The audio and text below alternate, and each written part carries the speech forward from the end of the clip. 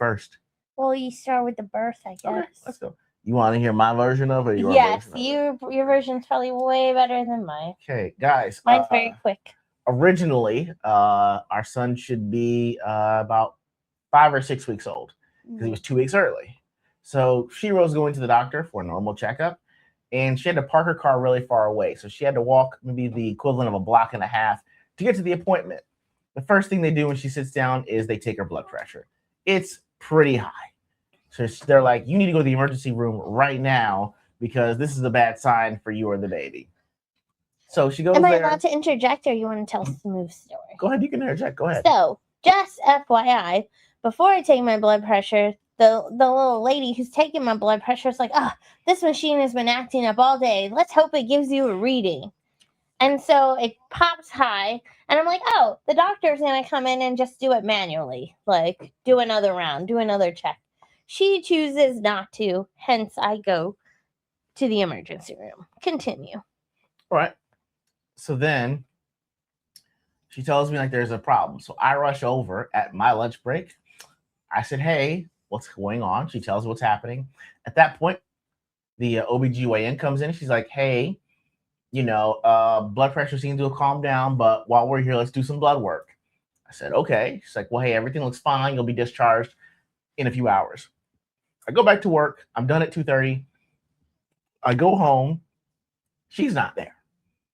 So I said, okay. I tried calling her, but apparently we don't bring a phone charger. We don't bring an emergency kit of anything, so phone is dead.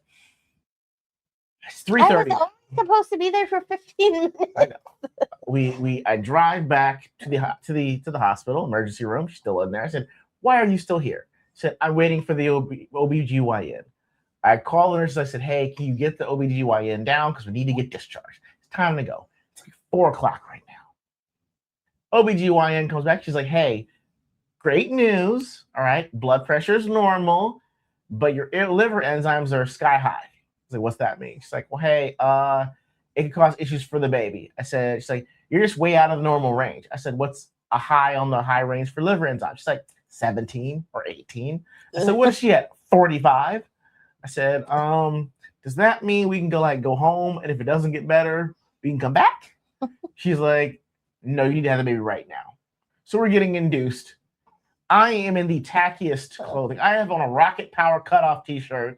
I am in pink running shorts that are just a tad bit too high, and I'm in Crocs. Not giving the greatest decision-making skills right now.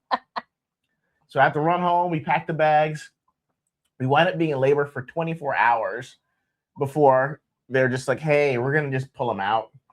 And I'm not going to lie, when they pulled him out, I was like Cat Williams in Scary Movie. Whose white baby is that? Who's white baby? Who's his white baby? I mean, I was told there were going to be some complexion someplace, and he's pale. What's happening here? The natives would say, hey, pale rider, right there. Who is this? But I mean, he's since mochaed up a little bit, so that's been great. But I mean, that's pretty much the birthing story. You got any interjections there? Oh, wow. You weren't really like, I guess my birthing story is a lot more than yours. Yeah, I kind of did the cliff notes because I went 24 hours without sleeping at that point. Yeah. So there's a lot of delirium that set in afterwards. What interjections do you have, my love? Well, I mean, so, right, first 12 hours, they gave me a pill every 4 hours. That's fair. And nothing happened. The next 12 hours, they gave me Pitocin. And we got to a point where I was having contractions. They were really close together. First of all, I'm still a little crispy from the roast of last time. I'm still putting on sunscreen, all right? It's unnecessary to keep roasting me now, sir. Go ahead. And so did the Pitocin. Everybody's excited. They thought, well, you're ready. We're just going to check one last time. Turns out I dilated 0. Not anything. And by that point, because the contractions were like so close together and really intense, I was considering like, okay, it's time for the epidural, right? And when they said I hadn't dilated at all, I was like, so, okay, you're telling me I get this epidural. It could be another 12 hours. Or what about a C-section, folks? And they're like, oh, we could do that. And I'm like, yeah, I just want to get poked one time in the back. So let's do it. And so we do it, right? I'm numb. I'm laid out on the table like Jesus. Because they do. They make you lay down and put your both arms out like you're on the cross. And then you just feel them pushing this baby out. And then, like, I don't know why they do this, but, there's a curtain. They hold the baby out up right when they pull him out of you. And he's like drools on the curtain, and it's gross. And my first words to my child were, ew, gross. And he's over, he gets to see him cleaned up. And, oh, yeah, he was 6 pounds, 7 ounces. So the whole operating room was doing this. Yep. And then E.G.O had to catch my puke because you get sick afterwards from the motion, I guess. Like, it just comes on. I guess they're touching moving your intestines around and stuff. I was like, oh, this is happening. That, like, it was not beautiful. It was awful. I wanted to see, though, but they didn't let me see. What? Them cutting me and everything. I didn't look, honey. I know. I wanted to see, though. I tried looking in the little mirror.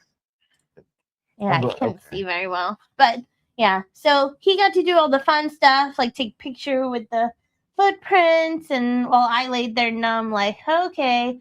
And then it was such an experience that I think I passed out pretty much, right? Yeah. And you get the shakes real bad, and they tell you, oh, don't fight them. And I'm like, I'm not trying to fight them. No. My whole body is convulsing. It looked like she was going through withdrawal. It does. So, yeah. It was a good time. Yeah. I mean, the only time we had the baby. ever since he's been born, he's slept through the night one time, and that was when he was born. That was that's true. Last good night's sleep we got was that. Mm-hmm. Last night he slept till 4:30. Yeah, he's seen it. You don't want to see it. I wouldn't want to see it. Really? Either. I wanted to see it. Like, I mean, I was interested, but I'm surprised they don't video it so you could see it. I'm not sure many people would want to see it, honey. You're one of very few people that want to see your insides on the outside. It's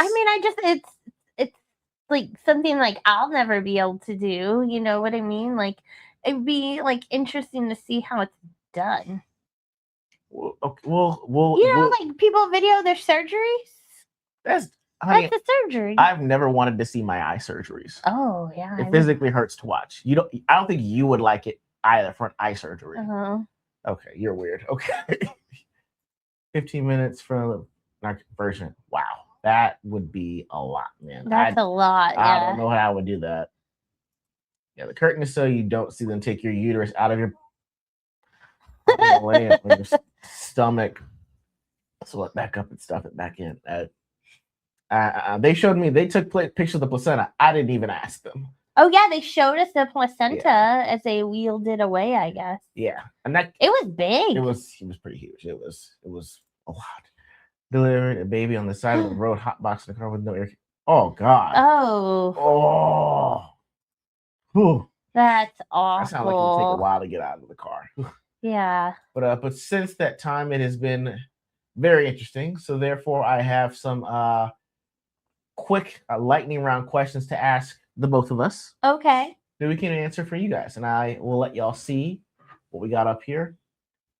What I put on here. All right, here we go. First one. Which parent gets up first when the baby cries? It ain't me.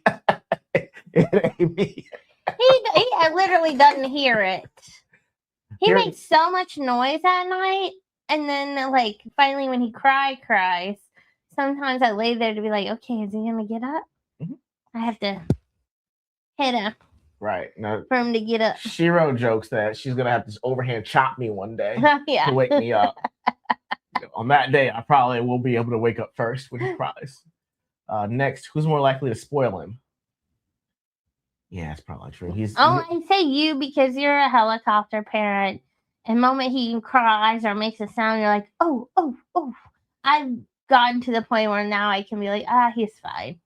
For the most part. You know his fine cries from his hysterical cries. I don't yet. Yeah. So but he's only angry. He hasn't been like, knock on wood, like there's nothing that's hurt him besides his little bum. That's true. Um,